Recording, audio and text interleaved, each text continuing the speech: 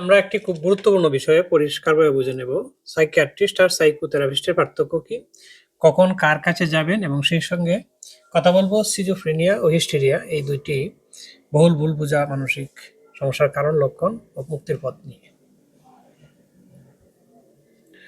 মানসিক কষ্ট হলে আমাদের প্রথম প্রশ্ন হয় ডাক্তার দেখাবো নাকি থেরাপিস্ট?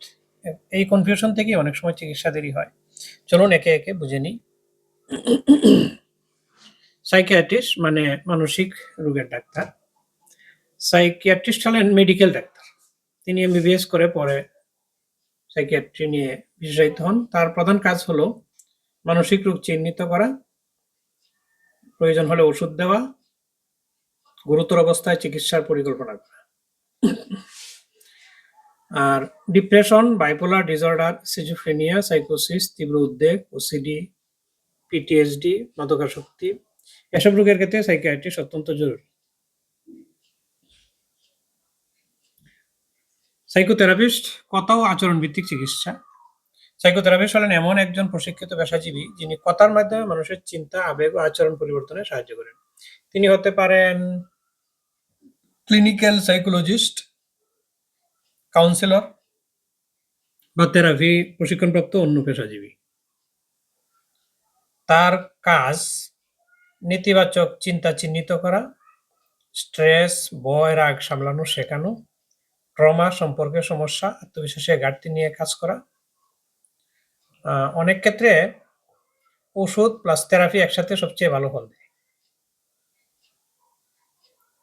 কখন কার কাছে যাবেন? যদি বাস্তবতা থেকে বিচ্ছিন্নতা, কণ্ঠস্বর শোনা, আত্মহানির চিন্তা, তীব্র ডিপ্রেশন বা মেনিয়া থাকে, সরাসরি সাইকিয়াট্রিস্টের কাছে যাবেন। আর যদি দীর্ঘদিনের দুশ্চিন্তা, সম্পর্কের সমস্যা, ট্রমা, ভয়, রাগ, আত্মবিশ্বাসের অভাব থাকে, তাহলে সাইকিথেরাপিস্টের সাহায্য নেবেন।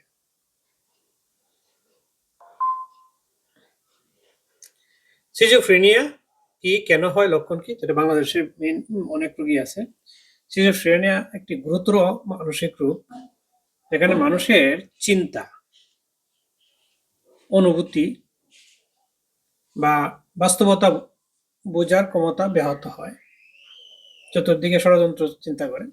এটা সম্ভাব্য কারণ হতে পারে জেনেটিক ঝুঁকি, জেনেটিক কারণ থাকতে পারে, মস্তিষ্কে রাসায়নিক ভারসাম্যহীনতা থাকতে পারে, দীর্ঘমেয়াদী স্ট্রেসের কারণে এমন হতে পারে, মাদক ব্যবহারে হয়, এরপরে শৈশবের ট্রমা থেকে হতে পারে, ভয়, উদ্বেগ মানে নির্যাতন থেকে।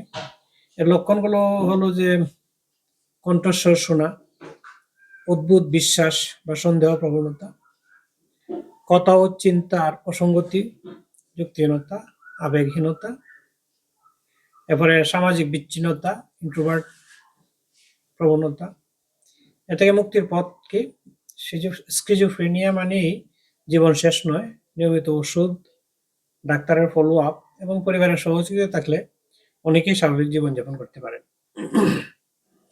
অনেকের মধ্যে স্কিজোফ্রেনিয়া লক্ষণ কম বেশি আছে বাংলাদেশের ক্ষেত্রে।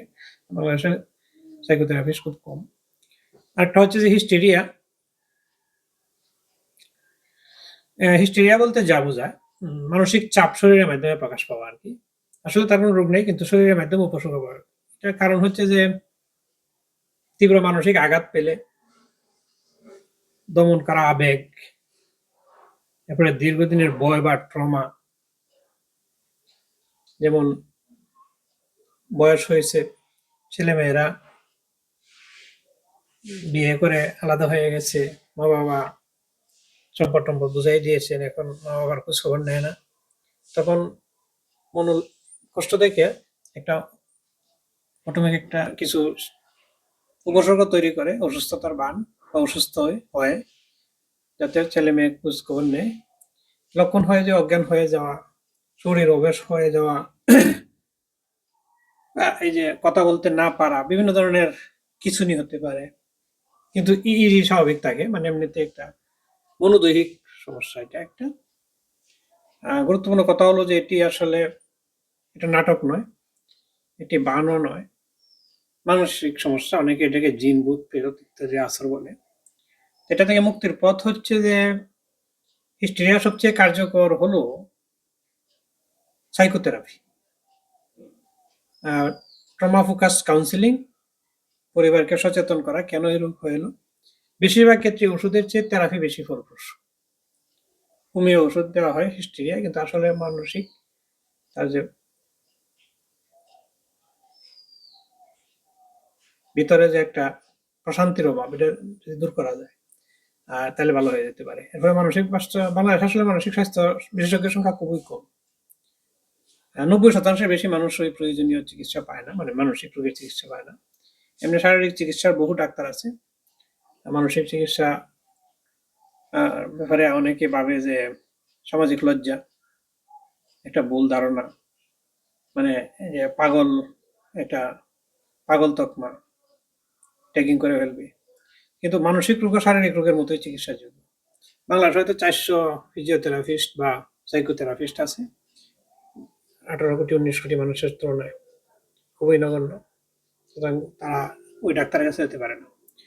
সুতরাং মানসিক সমস্যায় ভুগলে লজ্জা নয়, ভয় নয়, দেরি না করে সঠিক সময়ে সঠিক বিশেষজ্ঞের কাছে যাওয়া উচিত। আর একা নন, কারণ সময় তো সহায়তা আছে, সুস্থ হওয়াও সম্ভব। এরপরে অনলাইনে অনেক মানসিক সমস্যার লক্ষণ আছে। এই যে স্ট্রেস, রেগে যাওয়া একটা মানসিক সমস্যা, এটা পরবর্তীতে প্রেশার বাড়ায়। রেগে যাওয়া, এটা যদি কন্ট্রোল করা যায়, সাইকোথেরাপিস্ট ছাড়াই যদি নিজে রাগ কমানোর কৌশল গ্রহণ করা যায়। এমনি আরো অনেক রাগ, ক্ষোভ, হতাশা, এগুলি মনে পুষে রাখা, এগুলি মানসিক সমস্যা সৃষ্টি করে। এগুলি সম্পর্কে আমরা যদি সচেতন হই, আমরা ভালো থাকবো, সুস্থ থাকবো, আমরা সুন্দর একটা জাতি উপহার দিতে হলে আমাদেরকে, কারণ মন ভালো তো আপনার ব্রেন ভালো, ব্রেন ভালো তো শরীর ভালো। নবীজি সাল্লাল্লাহু আলাইহি ওয়াসাল্লাম বলেছিলেন যে আমাদের অন্তরে একটা কাল্ব নামে একটা মাংসপিণ্ড আছে, যদি এটা খারাপ হয় সারা শরীর মনই খারাপ হয়ে যায়। তো এটা হচ্ছে আসলে আমাদের ব্রেইনের মতোই, হার্টে একটা কল্ব আছে, দিল আছে। এই মনটাই মূলত তিনি বোঝাতে চেয়েছেন। মন অসুস্থ হলে শরীর, ব্রেনের চাপ পড়ে, মন যেহেতু ব্রেনকে চালায়, ব্রেন শরীরকে চালায়। সুতরাং মনটাকে পরিষ্কার রাখলে, মনে কোনো রাগ ও ঘৃণা, হতাশা না থাকলে, অর্থাৎ পরিচ্ছন্ন থাকলে মনটা ভালো থাকে। যেমন নবীজি সাল্লাল্লাহু আলাইহি ওয়াসাল্লাম বলেছেন যে পরিচ্ছন্নতা ঈমানের অর্ধেক। এই পরিচ্ছন্নতা শুধু দেহ আর শরীর নয়, এই পরিচ্ছন্নতা মনের পরিচ্ছন্নতা বেশি।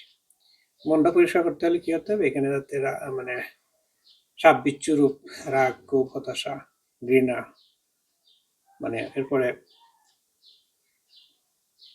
অসুখ নাশক্রিয়া, এগুলি থাকলে আসলে মানসিক রোগের তৈরি হয়। নবীজির এই হাদিসটাতে আসলে মানসিক রোগের, মানে মন ভালো তো সব ভালো, দিল ভালো তো সব ভালো, এই কল্প ভালো তো সব ভালো। আমরা আমাদের মনকে প্রসারিত করব এবং আমাদের দৈনন্দিন জীবনে আমরা সুখী হব। সবাইকে ধন্যবাদ। দেখা হবে পরের কোনো ভিডিও।